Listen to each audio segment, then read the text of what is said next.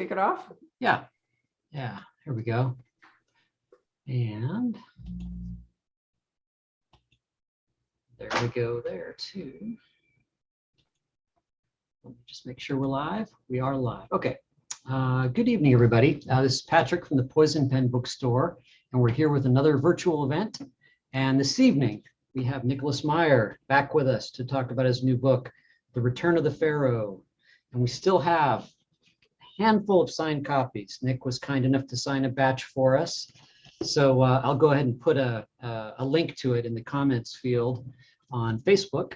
And if you have questions for Nick and our special guest, Will Thomas, author of Barker and Llewellyn novel, Dance with Death.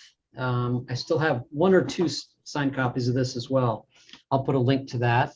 If you have questions for either of these gentlemen, go ahead and put them in the comments field and I will be happy to ask them. So in the meantime, I'm going to turn it over to Barbara. Thank you, Patrick. And Patrick's going to reappear because we're going to have a little slideshow to show you some scenes of Egypt that are relevant to this story. But basically what we have here is, I love this. This is what Sherlockians do when they're writing books, from the reminiscences of John H. Watson, MD. You know, he never could have practiced medicine. He was way too busy writing stories all the time. Stories that apparently were lost forever and are now rediscovered. I love it. Nick, well, is that a real conceit of Sherlockians and writing, you know, continuing adventures of Sherlock Holmes that we discover manuscripts?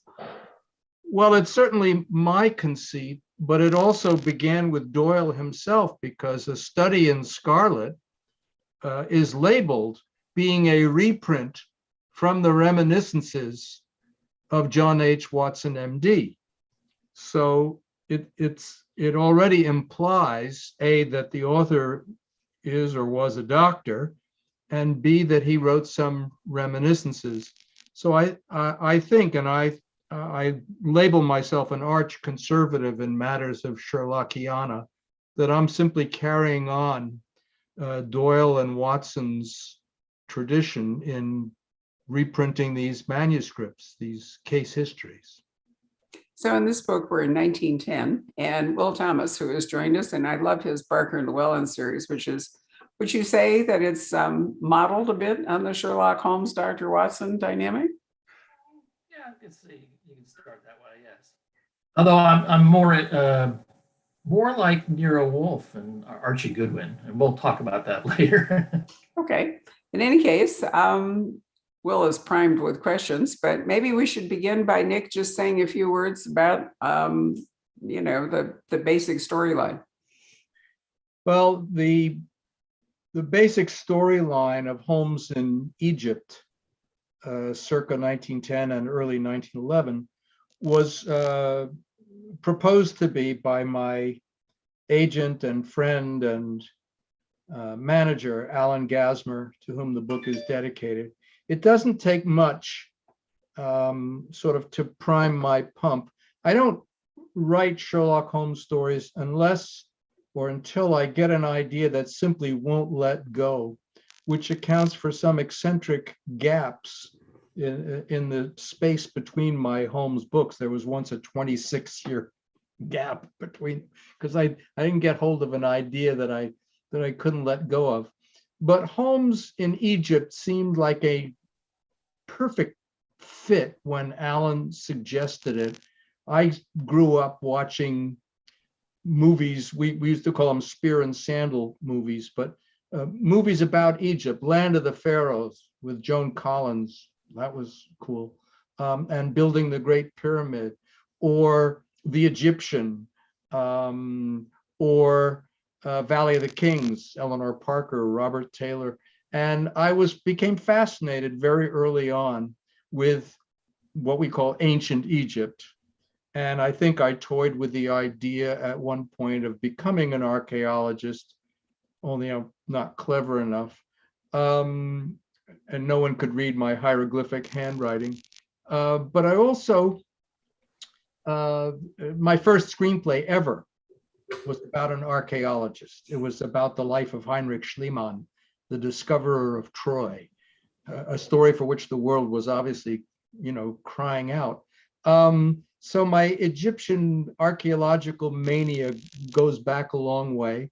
And I had a really good time diving into this and learning a lot of stuff. And then I thought, well, why does Holmes wind up in Egypt? So I had to, invent the case that draws him in. Why is Watson there? Did they go together? No, as it happens, and so forth, without, providing any spoilers. That was sort of the genesis of it. Well, what questions would you like to ask? And then we'll take a break and look at the slideshow. Do you think when you first penned 7% solution that you could look down the corridor and think at that point that you were going to write more, No, even with a 24-year gap? No, the answer is short and simple. When I wrote the 7% solution, I was the only person I knew who was interested in Sherlock Holmes. I had a totally clear field. Nobody else was doing this sort of thing. And I wrote it during a Writers Guild strike when we weren't allowed to write screenplays. And my girlfriend said, "Oh, now you can write that book you keep yammering about, Holmes meets Sigmund Freud." So she was right. I didn't have anything else to do except picket every day. So I sat down and I wrote it. And when I finished it, I thought, well, this is publishable. This has got to be publishable. It did not occur to me in my wildest fantasies that A, it would become the #1 best-selling novel in the United States for 40 weeks. And two, that it would set off this Sherlock Holmes revival, which has never stopped, leaving me to compete with all manner of competitors, some of whom are probably as good or if not better than my stuff. So I wrote the second one because E.P. Dutton, my publisher, in the wake of this rather staggering success, and then it became a movie and so forth, said, would you write another one? And they provided the usual incentive. So I did. And I still didn't think of continuing it after that. And I didn't for a long time until I was in a bookstore in London where I was living at the time and found a copy of the novel, The Phantom of the Opera. I had never read that novel. And as I was reading it, I thought, how come Holmes never meets the Phantom of the Opera? And the dates worked out. So that was the third one. Then came a 26-year hiatus. And then the idea of, I read or was exposed to the protocols of the Learned Elders of Zion, which is this fantastic and persistent, vicious forgery. And I'm interested in forgeries because I'm a forger myself. And I thought this is another idea that didn't let go, but it took a long time coming. And then on the heels of that came this suggestion. So ideas, I either trip over them or somebody suggests them. I have an idea for another one, which surprised me because I don't get them very often. So there was no plan to it, is the long-winded answer to your question. Does writing from Watson's perspective, does it come naturally to you, or do you feel you still have to require some effort? Speaking from my point of view, when I've written one pastiche for one of the book publishers at one point, and it's not that I don't like Watson. I just can't be Watson. I've got my character, Thomas Llewellyn, is sort of an anti-Watson. I mean, it's all about him.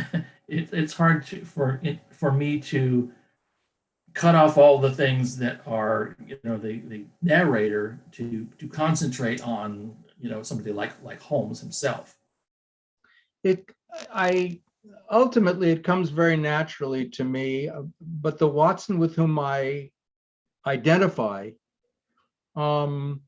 is not the buffoon played by Nigel Bruce in those hideous Basil Rathbone sort of campy movies, I always thought that Watson was like a regular person, not a jerk, not an idiot, because I could never figure out why a genius would want to hang out with somebody whose intelligence is so far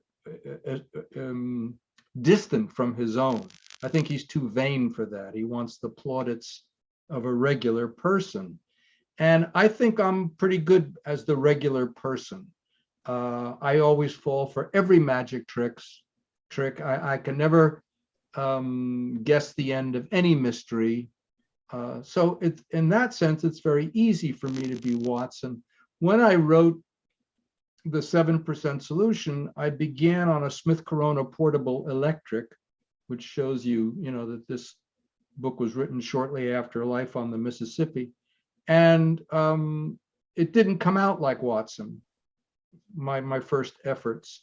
And I found that I had to go longhand and write the way Doyle did in order to get sort of the rhythm and the sort of syntax right.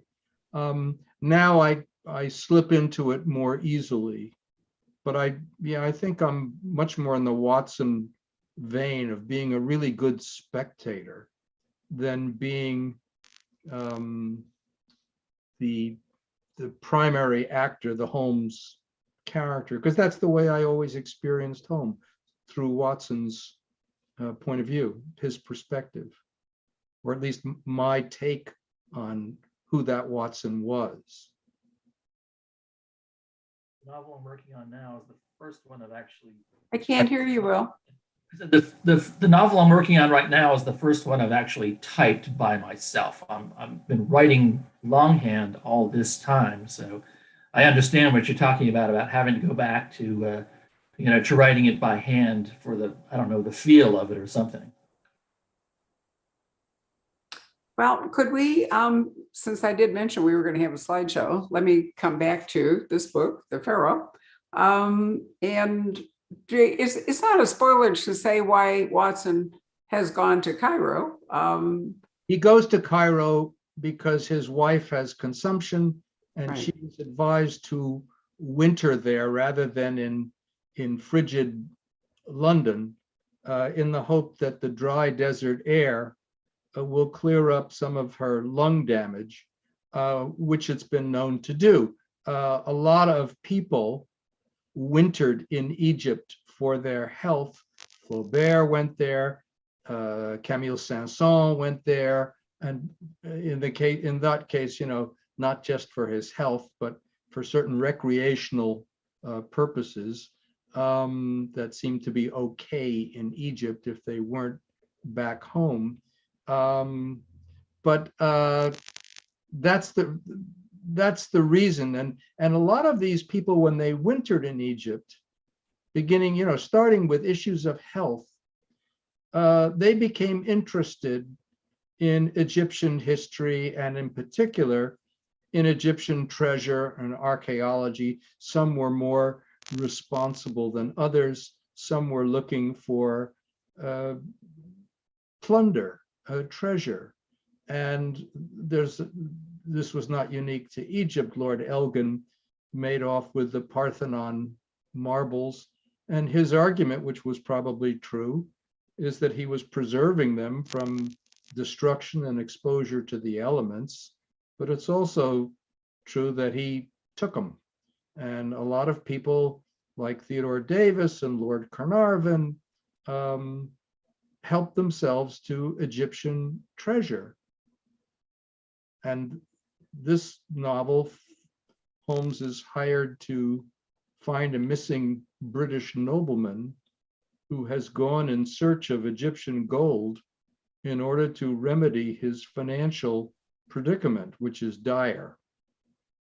And he's interested in his own way in archaeology, we're writing this before Carter and Lord Carnarvon discover Tutankhamun. They're a decade ahead here. Yes, so I think it'll be interesting for you all. Patrick, can you stick up the photos? They're my photos, so I should probably identify what they are. when we watch them here. So this is I think it's actually the a palace near the pyramids, or it may be Mina House itself.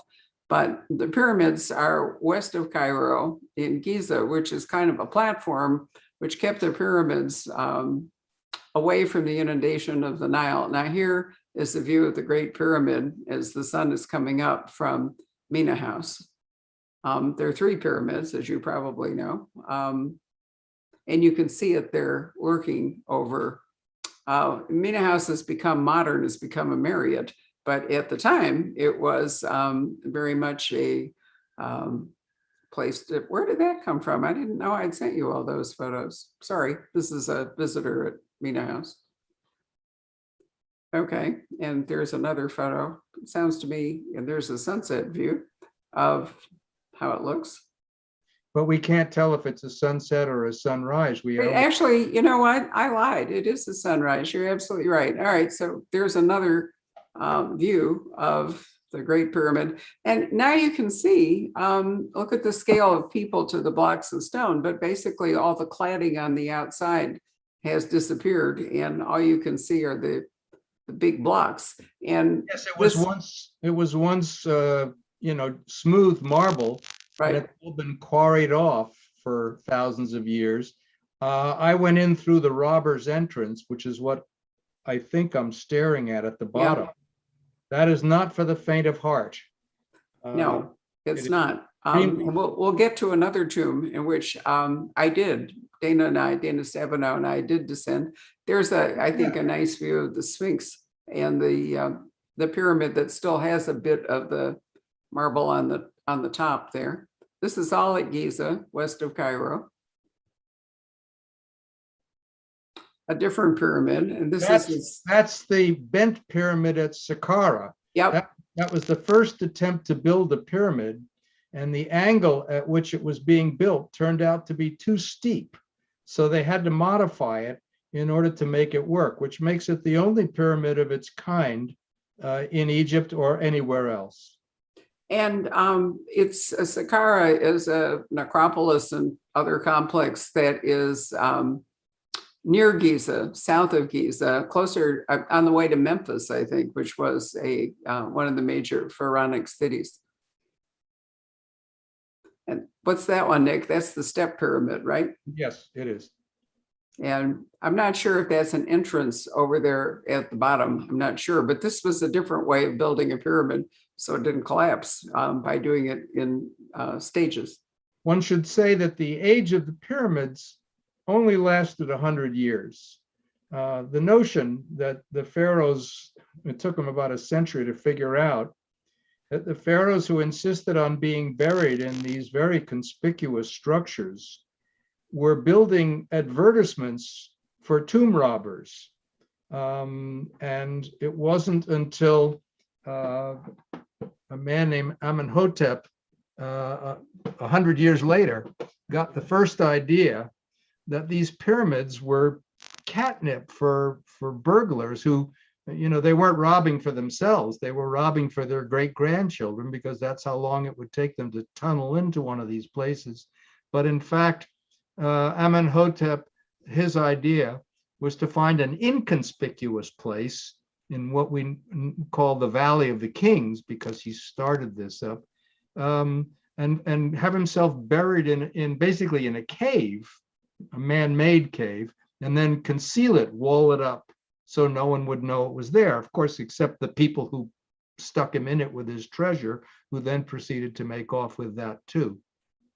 There's a kind of typical transport that is on the Nile even today, and was probably also very similarly used at the time that we're talking about in 1910. Although this is down south at Aswan. That's just kind of a nice photo, I think, of, I'm trying to remember, it's not a Karnak, but I like the representation of the Pharaoh and the various gods there. You can see it reproduced in Cecil B. DeMille's movie, The Ten Commandments. They built something full size just like that. Right. This is the entrance to a tomb in Saqqara, and you can see the person climbing up. There's a blue spot up there. When you get all the way up to the top of those stairs, and there's kind of a hole, this is where I climbed up to, and with Dana, and this is where we then descended into the pyramid. And I think I put in a photo so you can see what it looks like from the inside. Yep. So there I am. And the interior of the pyramid reflects, the shape. I mean, the chamber inside, which of course had been completely plundered, reflects the shape of the pyramid itself. It's also triangular. When I was in the room at the center of the Great Pyramid of Egypt, it's like climbing halfway up the Eiffel Tower and at roughly the same angle to get in there. And it turns out to be a room startlingly like this. Yeah. And that's actually climbing down, and you're best off to go down backwards and come up backwards. There's kind of a rudimentary set of stairs. It's very small. You are in a very, very tightly enclosed place, which is part of your problem in the Great Pyramid too, because there's hardly any room. But tell me one thing. This does not look like the work of robbers. No, I'm not at all sure whether it was created for tourists or what. I mean, the pyramid itself has been raided, so there's nothing left inside, in the way of treasure. When you go through the robbers' entrance of the Great Pyramid, you are climbing through a narrower passage, right? Much narrower, much lower, that has been chiseled. I mean, they just literally hacked their way through it. Nothing so refined as what looks architectural to me here. Well, I have a feeling that this was the robbers' entrance, and then they made it bigger when they discovered that, people would pay to go in it. And I mean, they put in, now this is the Valley of the Kings. And that's the way the architecture looks. The Nile creates this, green space and soil on either side of it, but there's real desert around it, which is why it's called red land, black land. And the Valley of the King, as Nick says, is really the major necropolis. There's also a Valley of the Queens, but I thought you might just like to see what the Valley of the Kings looks like. You go behind that in order to begin to see the tombs, which you can now tour. So this is the inside of one of the tombs. And look at the size of the sarcophagus. You have to wonder how in the world they ever got those things inside these tombs. I mean, it must have been incredibly difficult to lug those huge granite sarcophagi down into the ground. And putting in those banisters. Well, that's for the tourists. And there we have Howard Carter, and this is the entrance to the tomb of Tutankhamun. I'm not sure if isn't that Carnarvon on the right? That's what I think it was.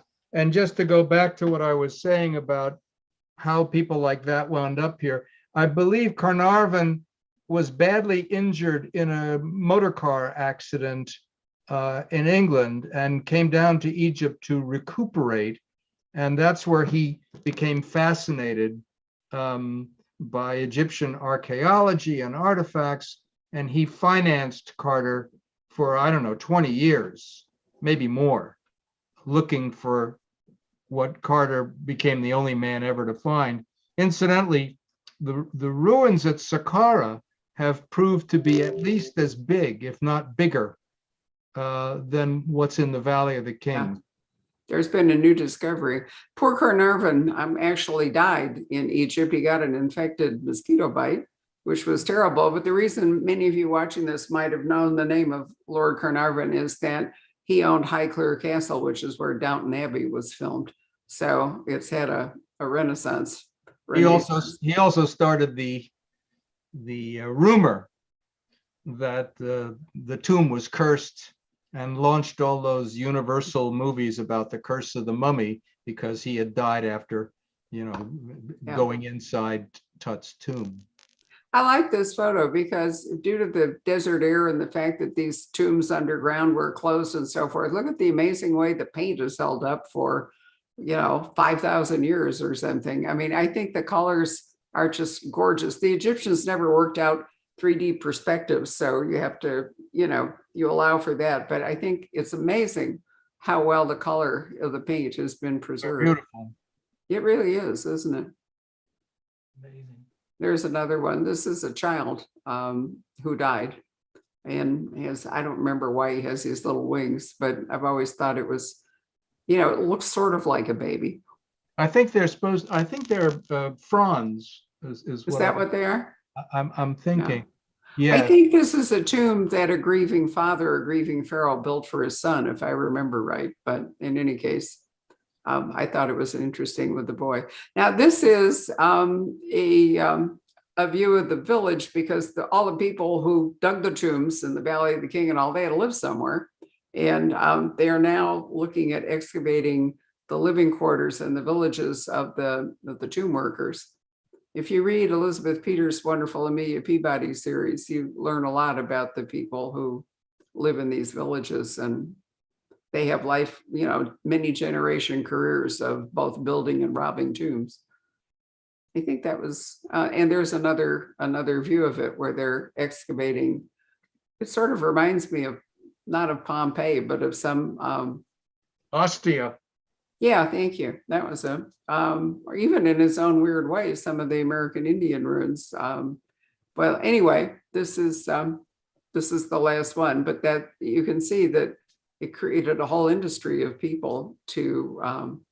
Part of it was because of the Nile, because of the annual inundation, they could only do agricultural work for part of the year. So then they had a chunk of time when they could be summoned to work for the Pharaoh. I don't remember whether they were paid or whether they were like serfs or whatever, but anyway, it was non-productive time in terms of agriculture. And that's one reason they could do these huge projects using just human labor without machinery. Also, Anyway. the absence of war during the reign of some people. Amenhotep, I think, reigned for, 37 years, and there wasn't a war. So there was ample time to devote to architectural projects. Right. Oh, Ramsey II lived to be 90 something, and that's why we have Abu Simbel. Say again? Who knew? Anyway, that's me, Will. I was just, and I'll turn it back over to you, but I wanted you to see what it was that the missing nobleman that Holmes is trying to find, what it was he might have been up to. Great. Aside from visiting the spot, the places themselves, were there any specific books you dipped into or collections that you visited in order to collect all the information for this book? Well, first of all, at the back of the book, I actually supply a rather lengthy bibliography of books about Egypt. I had to research two eras, obviously. One was early 20th century Egypt, which was then part of the Ottoman Empire, although the Brits controlled a bunch of it as a crown colony and were very interested in retaining control of the Suez Canal, which they had acquired in their usual fashion from the French who built it. But also 18th dynasty Egypt, which is the Egypt of Amenhotep, of Tutmosis, and of that most peculiar pharaoh who forms the centerpiece of this book, a man named Akhenaten. And Akhenaten is the only pharaoh whose personality we know anything about. 3,000 years of pharaohs, and only one who stands out. And he stands out because he had the curious idea that there were too many gods and that there was, in fact, only one God, and it was the sun, which he called the Aten. And he insisted, he threw out the old gods, he threw out the priests, that the Aten was the sole deity. And in doing so, he plunged Egypt into a civil war, which tore the kingdom apart. and eventually he was killed, and most of his images were defaced, erased, and when it was all over, it was as if he had never existed. It just went on as before. So he was an anomaly. He moved his court up downriver, which is to say north, to a place we call Amarna. And the art that he created during that time is completely different from all the art you just saw of any typical Egyptian art. It is realistic, it is personal, it is non-symbolic. There are no birds on the heads of humans. When you see Akhenaten and his family, you can see this is a loving relationship. They've got kids on their laps, and every image in Akhenaten's art is always beneath the rays of the sun, benevolently extending over them. So I had to sort of navigate a lot of Egyptian history in two different eras, as well as looking up certain medical issues relating to consumption and other stuff like that.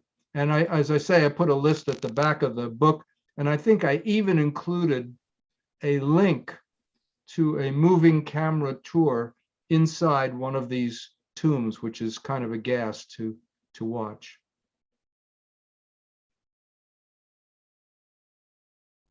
You mentioned his wife coming because of the consumption and going to the medical authorities there in a sanatorium.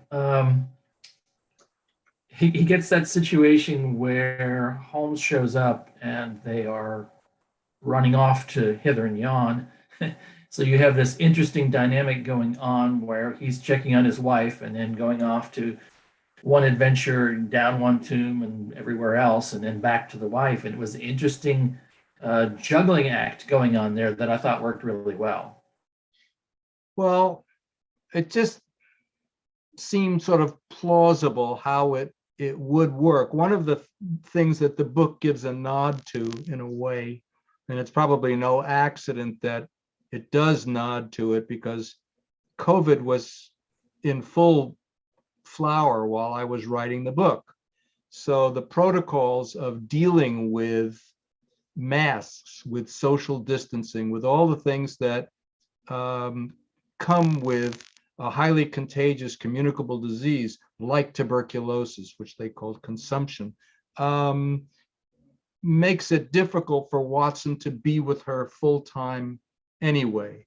There were health sanatoria on the island known as the Jardin des Plantes, which today we call Gezira Island. It's pretty large, big neighborhood. And at the time, there were polo fields, there were big wide streets and boulevards, all mainly built by the French, hence the original name. So I thought it was not only plausible, but obviously necessary that Watson, he's doing his best to stay with his wife, but he can't really stay with her. And she says, for Christ's sake, John, you're bored here. Go explore, do something. Never dreaming, and neither does Watson, that he's gonna bump into Holmes at Shepherd's Hotel and wind up listening to the siren call of, "Come, Watson, the game's afoot." I noticed you pushed the time period forward to 1910, which is far later than most pastiches. They tend to stick them right in that late Victorian era. What reason did you have for doing that? Was it to have Howard Carter available, or did you have another reason for making it 1910? Well, a few reasons. First of all, I'd like to stop long enough to take issue with the word pastiche, which has finally sort of gotten under my skin. I'm not sure what the definition is, but it seems to have acquired a pejorative patina. Is the Odyssey, which is clearly a spin-off from the Iliad, using the same characters, a pastiche? what sort of, why doesn't it qualify as a novel? And why is that word pastiche appended to it? I'm not sure, but if anybody wants to step outside, I'm ready to join them. That's number one. Number two is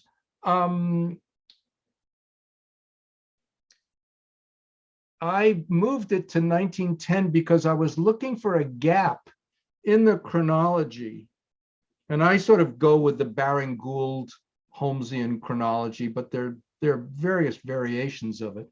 But I wanted it to be when that Egyptian mania was in full flower, which it was by 1910. And so I had to sort of work out a lot of dates. And at one point I had to mush around with the theft of the Mona Lisa from the Louvre. And I just thought, keeping Holmes in London, keeping him in the Victorian era, never changing anything, risks, in my view, running into a kind of taxidermy. Everything is under glass, everything is sort of stuffed, and we're never going to use a word that Doyle didn't use, and so forth. And I think the effect, at least potentially, and as I say, I haven't read a lot of other Holmes books, is kind of stultifying. And I find that in all my Sherlock Holmes novels, which I think are 5 at this point, I've only put him in London once, in England once, in the West End Horror. In the 7% Solution, he winds up in Vienna. In the Canary Trainer, he's in Paris. In the Adventure of the Peculiar Protocols, he's in Russia. And in this one, he's in Egypt. And I find, I don't know what others may think of this, that it sort of revives my creative juices to make him a fish out of Thames water, to put him someplace else where he has to function in a different way, where his usual resources are not available.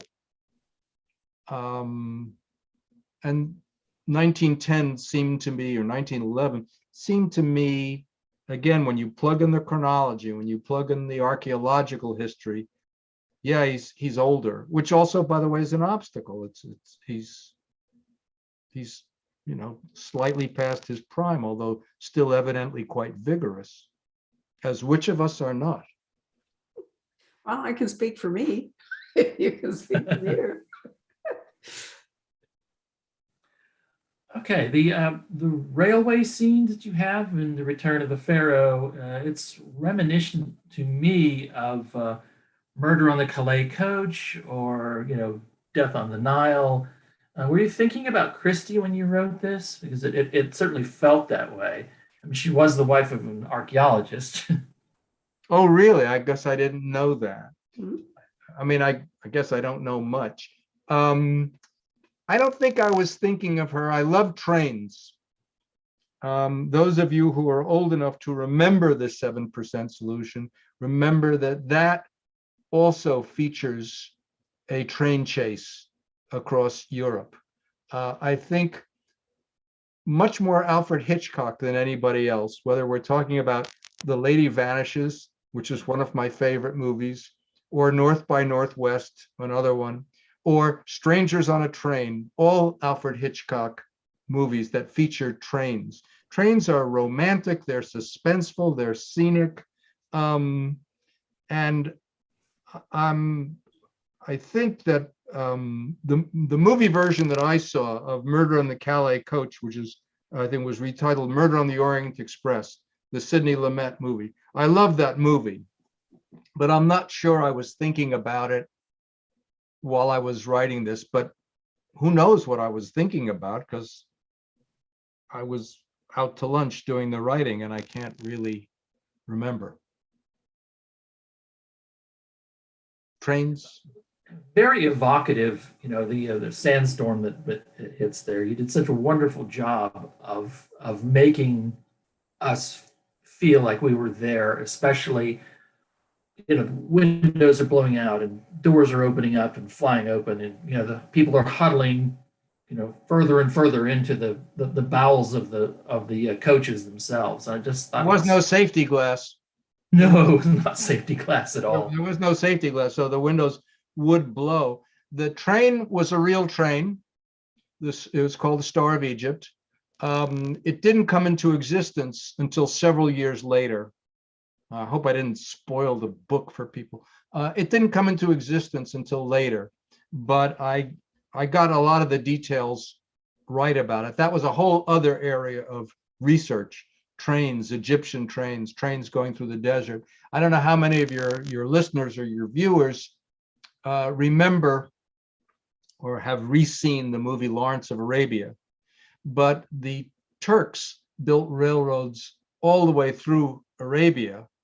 And building a train through desert is a tricky engineering problem because there's no place to secure a foundation. The train has to run on sand somehow, which means it's vulnerable to a lot of natural possibilities, let alone what Lawrence was doing with dynamite when he dynamited those trains. And by the way, the wreckage of those trains is still visible in the desert where he left them.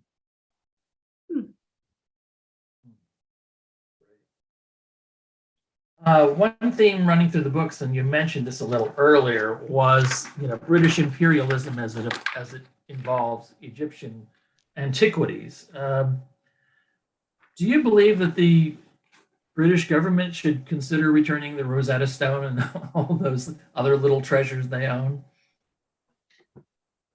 Well, I certainly think it's a topic worthy of discussion. The history of old art and its acquisition by European and American and Russian museums and institutions is really a complicated and fraught one. Some things have been acquired legally, and then you have to just define what you mean by legal, and others have been acquired illegally, smuggled, or stolen outright.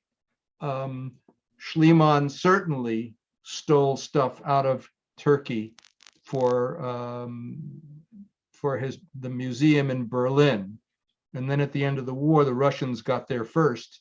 Yeah. Grabbed it and then said they didn't know what happened to it until, I don't know, about 20 years ago they fessed up.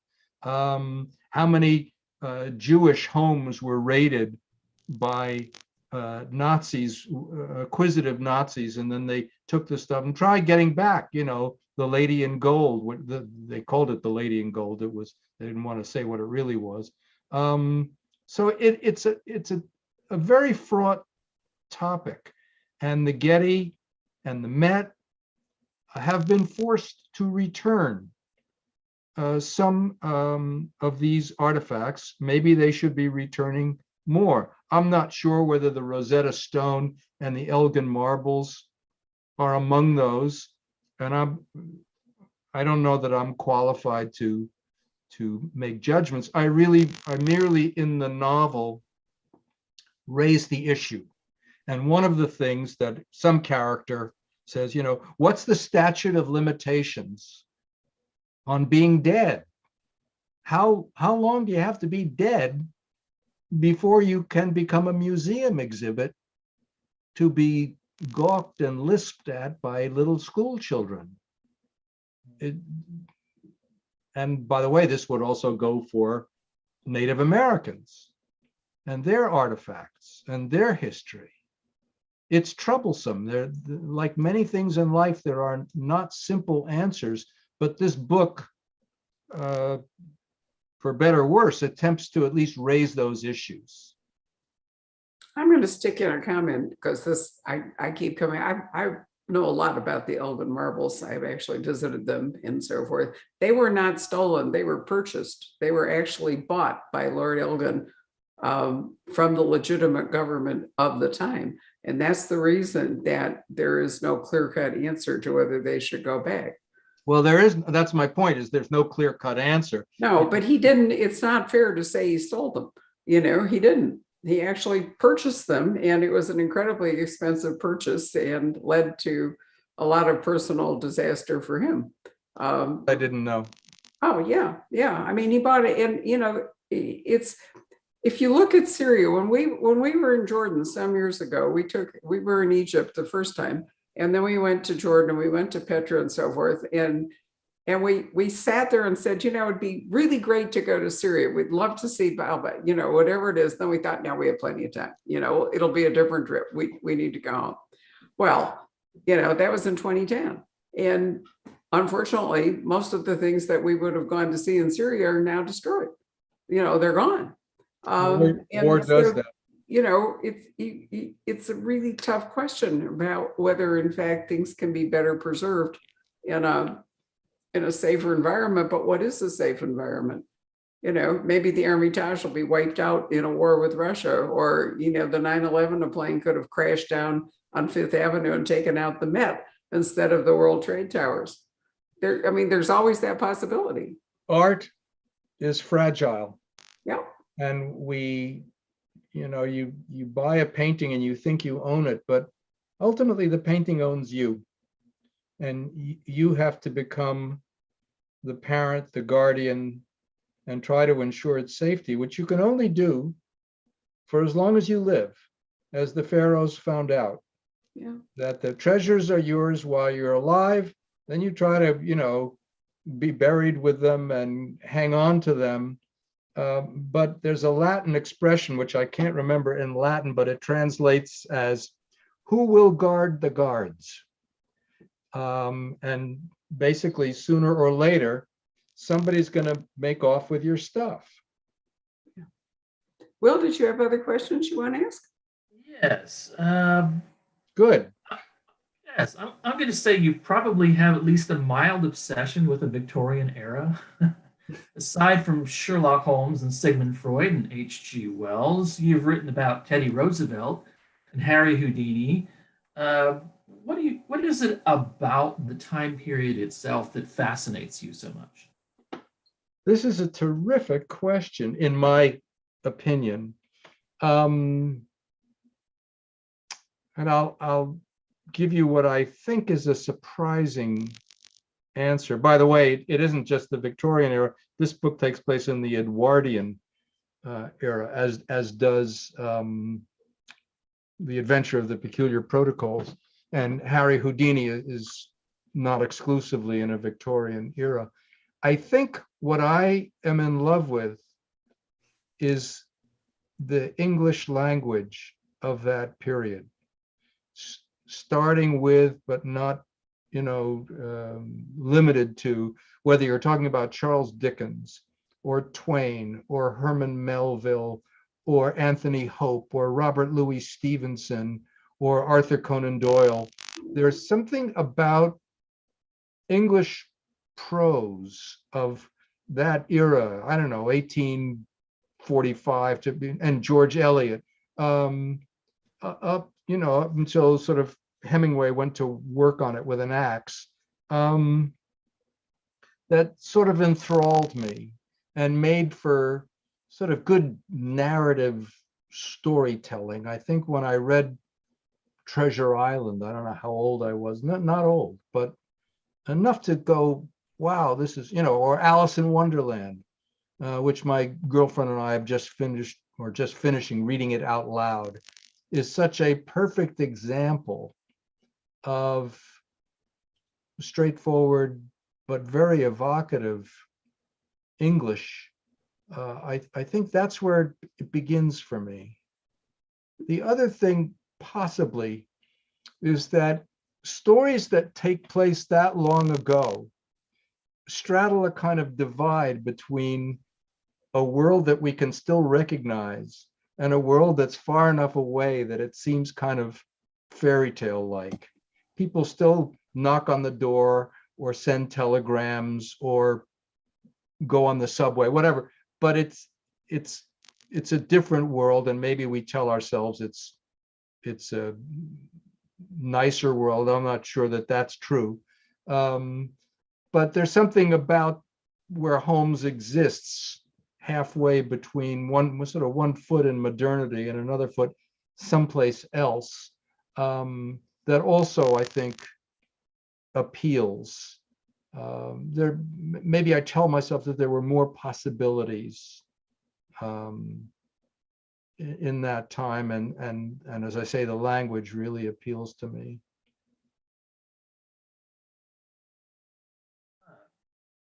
Getting back to the Canary Trainer, when I began reading it, when it came out, my first thought was like, of course, putting these two together just seems so natural. And I started counting and I realized who you've got going for you in this. You've got the Sherlockians, the mystery lovers, the fans, the musical lovers, the horror aficionados, and the Turner Classic movie fans, all going in to read this one book. First of all, I think you hit it out of the park on that. I absolutely loved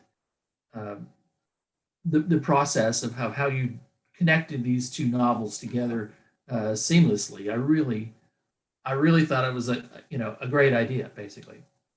Thank you. It was funny. I remember standing in Daunt's bookstore in Marylebone Road and looking at this copy of The Phantom of the Opera. And in the introduction, somebody said, "How is it that Holmes never bumped into the Phantom?" And I sat there, the hairs going up on the back of my neck, and I just stood there and I thought, is anybody looking?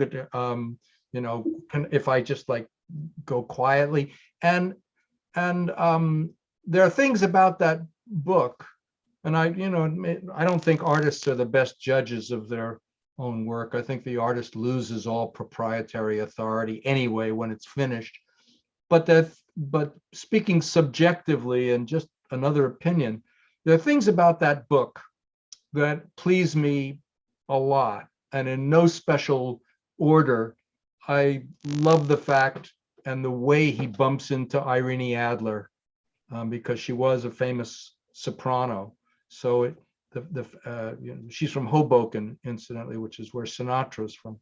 There must be something in the air in Hoboken. And the idea that I don't know if you remember, but Holmes is in the orchestra pit anonymously as a violinist, and he's sort of thinks he won't be seen by her down there. But it turns out she goes to art galleries on her days off, and she sees drawings and pictures of the ballet dancers in the orchestra by Monsieur Degas. And there she recognizes her nemesis and boyfriend, Mr. Holmes. I also love at the end of the book that the building of the Paris Metro plays an important role in how the book concludes. I literally laid the track for it all through the book.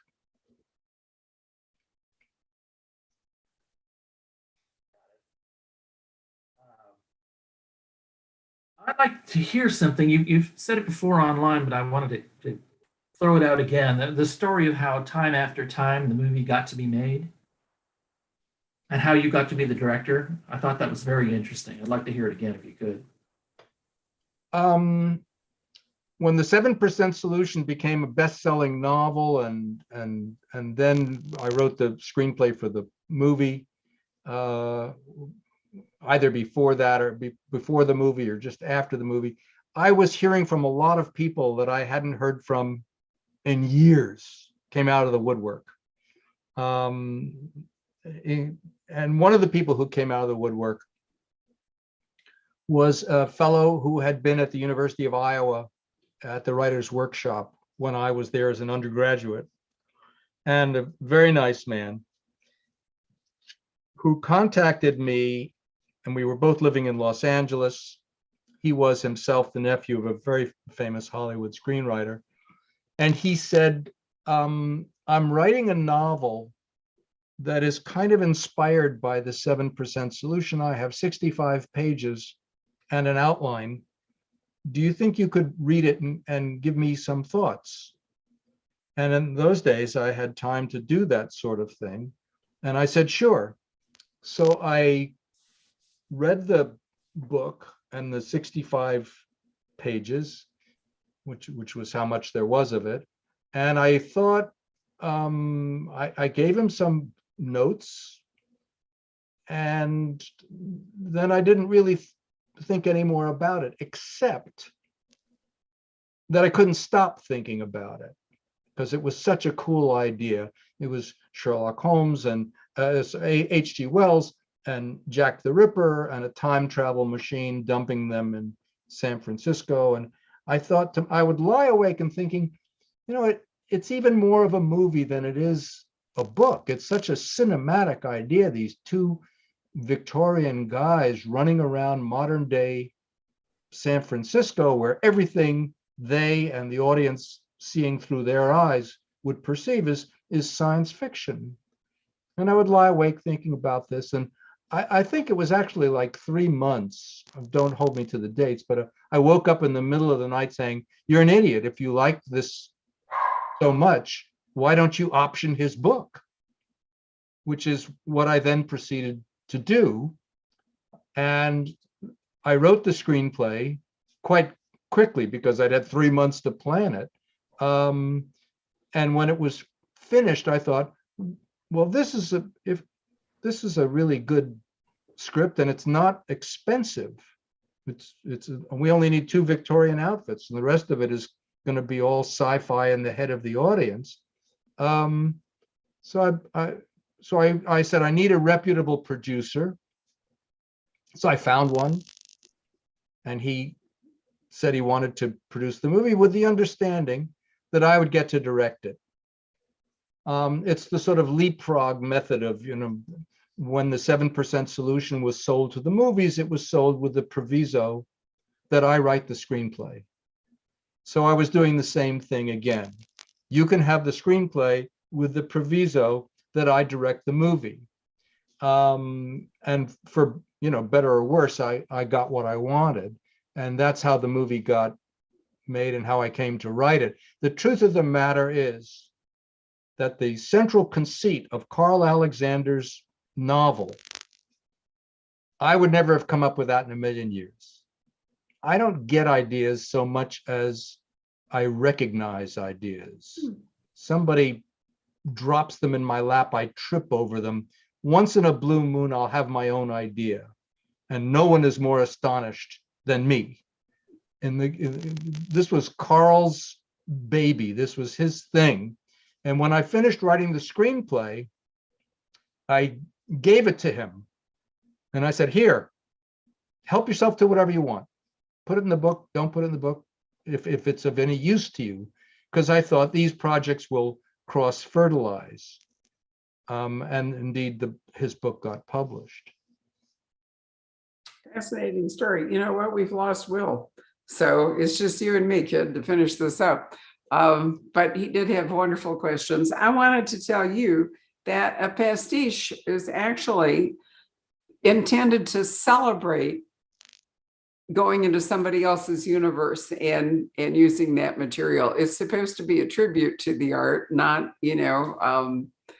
not a parody and not plagiarism. Interesting, all the words start with P, but because I think people don't really understand language as well as they used to, I think you may be right that pastiche has become another P word, more pejorative, when actually it was intended to be complimentary. This is, first of all, this is really good news. I'm really happy to hear this. But, I read somewhere that the New York Times no longer, won't review pastiches. And I thought, they're busy reviewing things that actually very few people even want to read. I'm sorry, but the New York Times book review has been hijacked by the left in a way that I find really discouraging. And I increasingly don't read it because, I can't find things in it that I'm especially interested in reading. We are in a very political era for publishing. And that's not what interests me as a bookseller. So, Well, I don't, well, this may be true.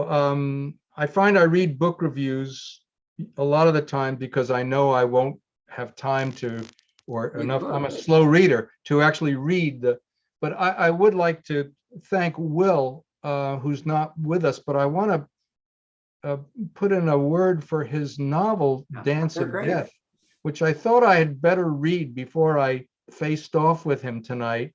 And I was so lost in admiration for his book that I was starting to worry that given the chance, I wasn't going to tout my own horn. I was going to talk about how cool his book was. So I don't know if he's listening or not. Well, I'll give him the link for this. I think that it's a wonderful series, and I'm very taken with a book he wrote called Hell Bay, which is a variation really on And Then There Were None by Christie, which is what we were talking about. Let's bring up Patrick and see if we have any audience questions, or Patrick has his own questions before we sign off.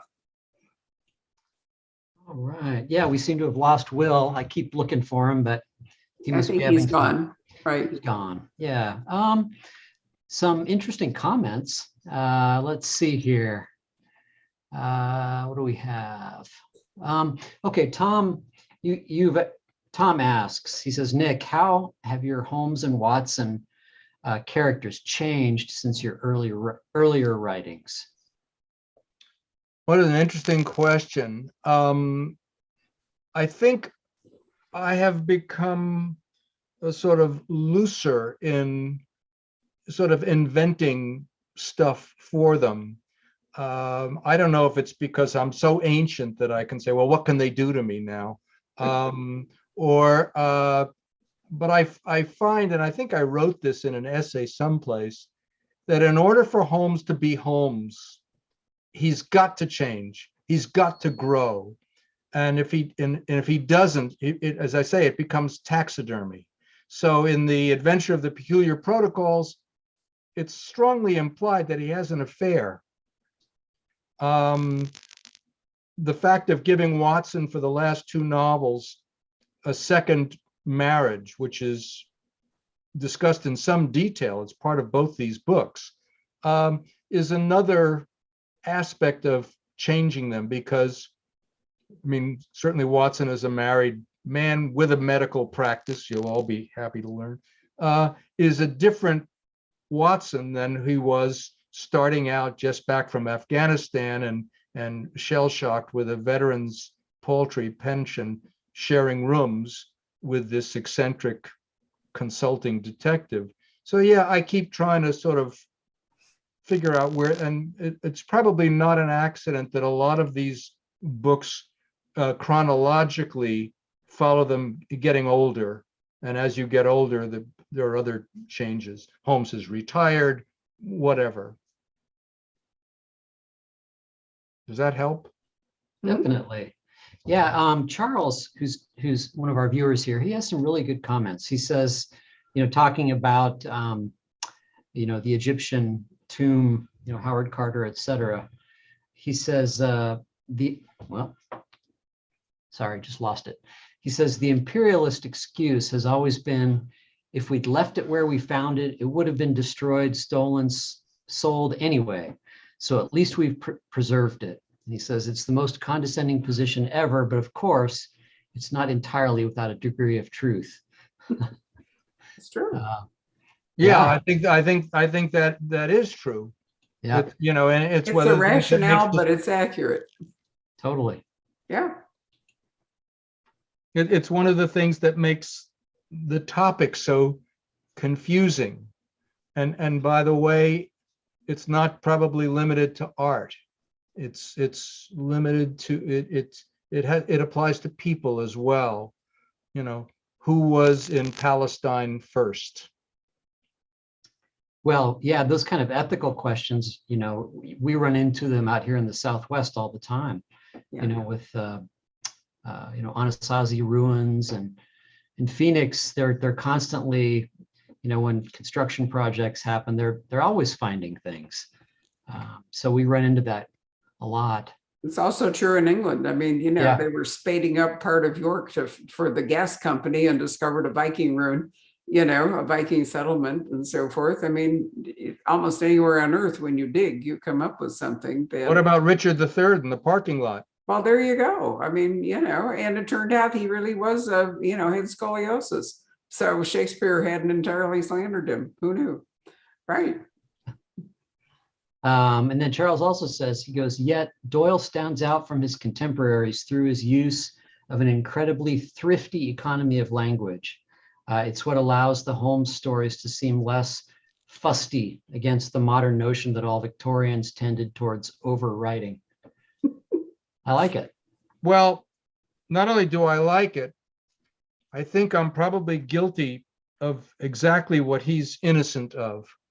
I think I use sometimes big or archaic words to sort of make me or possibly the reader feel that they're in more authentic surroundings. But Doyle is very simple, as Lewis Carroll is very simple. You know, when you get to Robert Louis Stevenson and H. Rider Haggard and Eliot or Dickens, it's a little more ornate, and I think I lean into. I sometimes catch myself thinking of words that are cool words that I know Watson would probably not use, but I can't resist, and so that's how you can tell us apart. We had a great program. I don't even know. They all blur together, don't they? With that Dickens scholar named John Mullen, British scholar. And, you know, he was talking about how deceptive Dickens is and what an originator he was in a lot of ways. And, you know, a lot of people thought that he was kind of a, you know, formulaic. They didn't like him because he was the most popular writer in the world. But what a trailblazer he was and how experimental he really was. Really, really interesting. I wonder how he, you know, knowing that he wrote his works, I think were largely serialized. Right. I wonder how much of those plots were worked out, like Great Expectations and who Magwitch is, you know, who the woman who's the housekeeper in Mr. Jaggers, how did he work all that out beforehand, or was he pulling that out of his tush? Some of it was improvisation, or yeah, he really demonstrates in this book, you know, how a lot of these conventions that we sort of take for granted were, you know, originated by Dickens, which I thought was pretty interesting. What's the name of the book? I believe it's called The Artful Dickens. It is called The Artful Dickens. Yeah. And I'm gonna remind you both too, that one of the reasons the Victorian writers were so prolific in their prose is they got paid by the word. They had an incentive to overwrite. What I love is that Alexandre Dumas in The Three Musketeers, also being paid by the word, gave D'Artagnan a servant whose name I think was Ponchelet or Grimaud, because there were a couple of them, and he always repeated the orders, you know, and D'Artagnan would say, I want you to saddle the horse and do this, and Grimaud would say, I have to saddle the horse and do this, and the editors caught on, so he killed him off in the next chapter. He was padding the prose. Well, it was partly due to the serialization too, but I mean, it's just, you know, you have to remember there was a reason for this prolixity, and part of it was pecuniary. How about that, Nick? I'm doing P words all evening here. I really love it. Then you get to Hammett, who also published, you know, serially, and he was very, very spare. Yeah, well, that's very true too. But well, this also, you know, what happened, I think, to Victorian and Edwardian prose was Ernest Hemingway came along with a machete. Yeah, he really did. And which I don't necessarily think was a bad thing, but it was an enormous correction or overcorrection in some people's mind. Sometimes it almost sounds like self-parody, the way he stripped everything away until, you know, what was left was so spare. But Well, Agatha Christie wrote very sparingly, and that's why some people prefer Dorothy Sayers. You know, Christie wrote so sparingly, she didn't leave herself a lot of room for characterization in many of her books. And so, you know, it was her voice. Is there a last question there, Patrick, before we let Nick go? Yeah. Let's see. Tom says, Nick, in The Wrath of Khan, you tipped your cap to Melville. How much additional writing did you bring to that screenplay? I wrote the screenplay. The screenplay was the result. There were 5 previous attempts to get a second Star Trek movie written, I believe, by 5 different authors. They were unrelated to one another. And I had signed an agreement to direct a second Star Trek movie, and I was told that, oh, draft 5 is coming in, and so I waited around for that, and then I didn't hear anything. And when I spoke to the producer, Harv Bennett, he said, oh yes, draft 5 came in, it isn't very good. And I said, well, what about draft 4? And he said, they're all different, they're unrelated. And I said, well, why don't you send me all these scripts and let me read them? And he said, really? And in those days, you didn't hit send. You send up a truck. And this van arrived, and I am a very slow reader, and I didn't know anything about Star Trek anyway. So I plowed through these drafts, and then I met with Harv and his producing partner, Robert Sallin, and I said, how about this? Let's make a list of everything we like in these 5 scripts. Could be a major plot, could be a subplot, could be a sequence, could be a scene, could be a character, could be a line of dialogue, I don't care. And then I will try to cobble together a new script that embodies as many of these things as I think I can work in, which basically is what happened. I took all these sort of plot points and scenes and sequences, but I wrote all my own dialogue. It's also true that Harv Bennett, he wrote some of the dialogue as well. But most of it and the characterizations that came with it are mine. Because as I was cobbling together this material, themes were beginning to emerge, like brass rubbings thrown into relief when you go back and forth over them. I realized I was writing about friendship, old age, and death. Khan is in exile. When they find him, he has a library. What did he take with him? What would you take if you were Lucifer, if you were a fallen angel? You would take Paradise Lost. You would take Moby Dick. You would take King Lear. So those are the books I put on his shelf. Excellent. Anything else, Patrick? Let's see. No, that's really about it. Wonderful. Well, in that case, Nick, it's been a real pleasure to spend time with you. I'm so sorry we couldn't do this in person like we did last time with the protocols, but the Return of the Pharaoh, you can read it as a complete standalone. You do not need to have read any of Nick's earlier work, or in fact, Sherlock Holmes ever. You can just read this as a wonderful book. If you're an Amelia Peabody fan, the Elizabeth Peters books, you'll find a lot in this to enjoy too. And thank you for signing copies for us, which we much appreciate. Pleasure. I hope that your next book, the one that you are thinking about, won't take too long, and that we'll get to see you in person. And I would also like to thank Will Thomas, who must have had some tech problem and left us.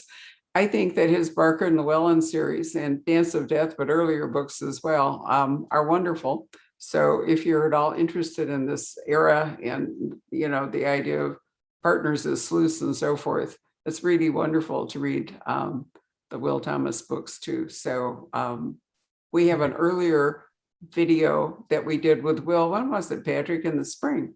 I think if you go to our Facebook page, you can search for Will Thomas, or you can just I think it was April. You can go all the way back to April, and we had a great conversation then. So that's a wonderful thing about Zoom, is we have a permanent record now of all these events. They haven't become ephemera unless Facebook crashes, and now we're doing YouTube to see if we have backups. So we hope to move as many as we can onto YouTube. Anyway, Nick, what a real pleasure. Great to see you. Thank you so much, Barbara. It was really great. And thank you all Patrick, for watching.